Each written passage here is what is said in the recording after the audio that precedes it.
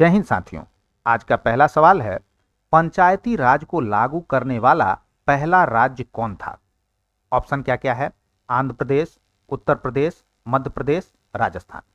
तो यदि हम बात करें पंचायती राज को लागू करने वाले पहले राज्य की, तो सर्वप्रथम पंचायती राज जो है वो आपको राजस्थान के नागौर जिले में लागू किया गया था। और कब किया गया था? तो 2 अक्टूबर 1959 को।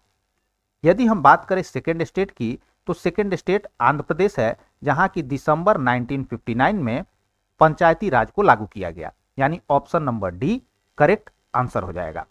क्वेश्चन नंबर 2 पर आएंगे।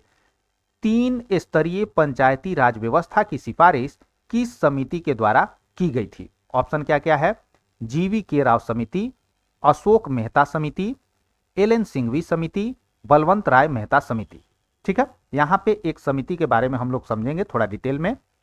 बलवंत राय मेहता कमिटी। ठीक है, इसका गठन किसने किया था?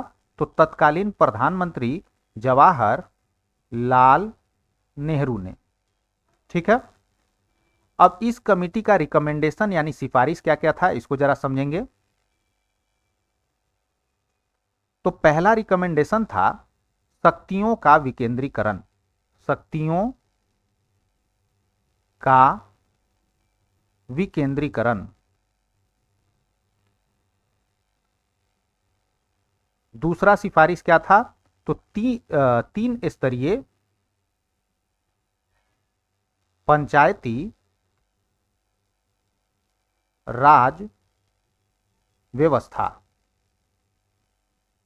कौन कौन सा लेवल? पहला है आपको विलेज लेवल,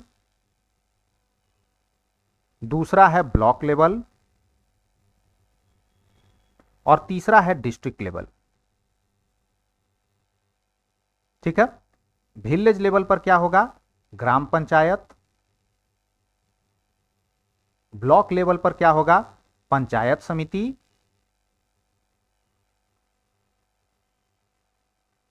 और डिस्ट्रिक्ट लेवल पर क्या होगा? तो जिला परिषद।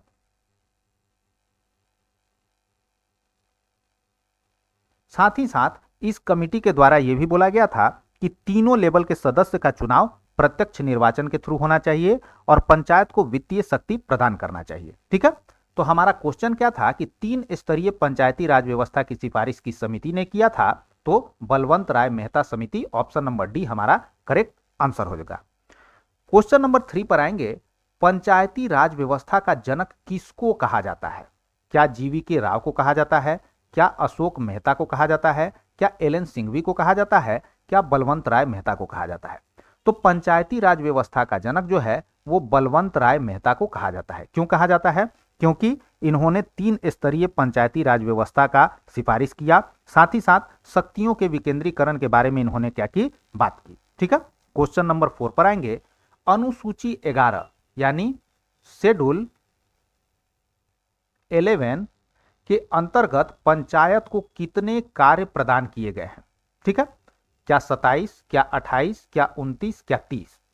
यदि हम बात करें शेड्यूल 11 की, तो ये हमारे मूल संविधान में नहीं था। तो इसको ऐड कब किया गया है? तो 73वां संविधान संशोधन कब हुआ था? तो 1992 के थ्रू इसको ऐड किया गया है। ठीक है, और इसी संविधान संशोधन के थ्रू क्या होता है? तो पंचायती राज को संवैधानिक दर्जा मिलता है। को संवैधानिक दर्जा मिलता है। ठीक है, हमारे संविधान में भाग 9 जोड़ा गया है। ठीक है, और इसके अंतर्गत कौन कौन सा अनुच्छेद आता है? तो अनुच्छेद 243 से अनुच्छेद 243 कैपिटल ओ। ठीक है, ये अनुच्छेद भी जो है इसके तहत जोड़ा गया। ठीक है, अब हमारा सवाल क्या था कि कितना जो है वो कार्य प्रदान किया गया है पंचायत को, किस शेड्यूल के तहत? तो अनुच्छेद 11 के तहत। तो इसका करेक्ट ऑप्शन हो जाएगा ऑप्शन नंबर सी यानी 29। शेड्यूल 11 में पंचायत के 29 कार्यों की क्या है? चर्चा है। क्वेश्चन नंबर 5 पर आएंगे, पंचायत के खातों की जांच कौन कर सकता है? नियंत्रक एवं महालेखा परीक्षक यानी कैग कर सकते हैं, राज्य वित्त मंत्रालय कर सकता है, राज्यपाल द्वारा गठित वित्त आयोग कर सकता है, या उच्च न्यायालय के न्यायाधीश कर सकते हैं। ठीक है, तो हमारा एक अनुच्छेद है, अनुच्छेद 243 कैपिटल आई। इसमें किस बात की चर्चा है? तो इसमें चर्चा है राज्य वित्त आयोग की। राज्य वित्त आयोग, इसका गठन कौन करेंगे? तो इसका गठन कंसर्न राज्य के राज्यपाल करेंगे। ठीक है, एक हमारा अनुच्छेद है 243 जे। इसमें किस बात की चर्चा है? तो पंचायत के खातों की जांच। ठीक है, ये जो राज्य वित्त आयोग है जो कि राज्यपाल के द्वारा गठित किया गया है, यही पंचायत के खातों की जांच करता है, यानी ऑप्शन नंबर सी हमारा करेक्ट आंसर हो जाएगा।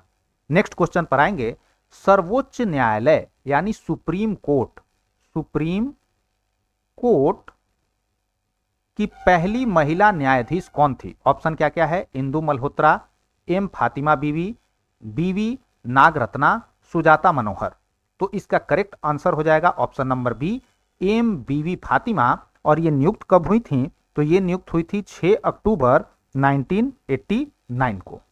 नेक्स्ट क्वेश्चन पर चलेंगे, सर्वोच्च न्यायालय यानी सुप्रीम कोर्ट में न्यायाधीशों की संख्या को कौन बढ़ा सकता है? सवाल यह पूछा गया कि सुप्रीम कोर्ट के जो जजेज होते हैं उनकी संख्या को कौन बढ़ा सकता है? क्या प्रधानमंत्री बढ़ा सकते हैं? क्या राष्ट्रपति बढ़ा सकते हैं? क्या संसद बढ़ा सकता है? क्या राज्य विधानमंडल बढ़ा सकता है? तो यदि हम बात करें सुप्रीम कोर्ट के जजेज के संख्या के बारे में, तो इसकी चर्चा कहां है? इसकी चर्चा है अनुच्छेद 124 क्लॉज 1 में।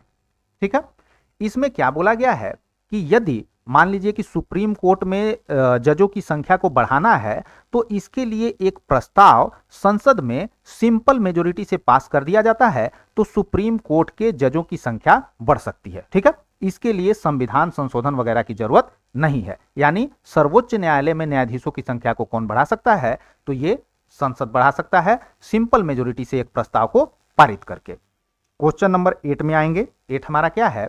सर्वोच्च न्यायालय यानी सुप्रीम कोर्ट के न्यायाधीश अपना इस्तीफा किसको देते हैं? सुप्रीम कोर्ट के न्यायाधीश जो है वो अपना इस्तीफा किसको देते हैं, इसके बारे में पूछा गया। क्या प्रधानमंत्री को देते हैं? क्या उपराष्ट्रपति को देते हैं? क्या राष्ट्रपति को देते हैं? क्या गृह मंत्रालय को देते हैं? ठीक है, तो हमारा एक अनुच्छेद है, कौन सा? 124 क्लॉज 2 क्लॉज ए। ठीक है, इसमें क्या कहा गया है? तो इसमें कहा गया है कि जो सुप्रीम कोर्ट के जज हैं वो अपना इस्तीफा किसको देंगे? तो प्रेसिडेंट को देंगे। यानी करेक्ट ऑप्शन हमारा क्या होगा? ऑप्शन नंबर सी हमारा करेक्ट आंसर हो जाएगा। नेक्स्ट क्वेश्चन पर आएंगे, सर्वोच्च न्यायालय के क्षेत्राधिकार को कौन बढ़ा सकता है?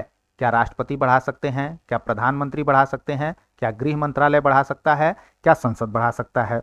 ठीक है, तो यहां भी हमारा एक संविधान में अनुच्छेद है, अनुच्छेद नंबर 138।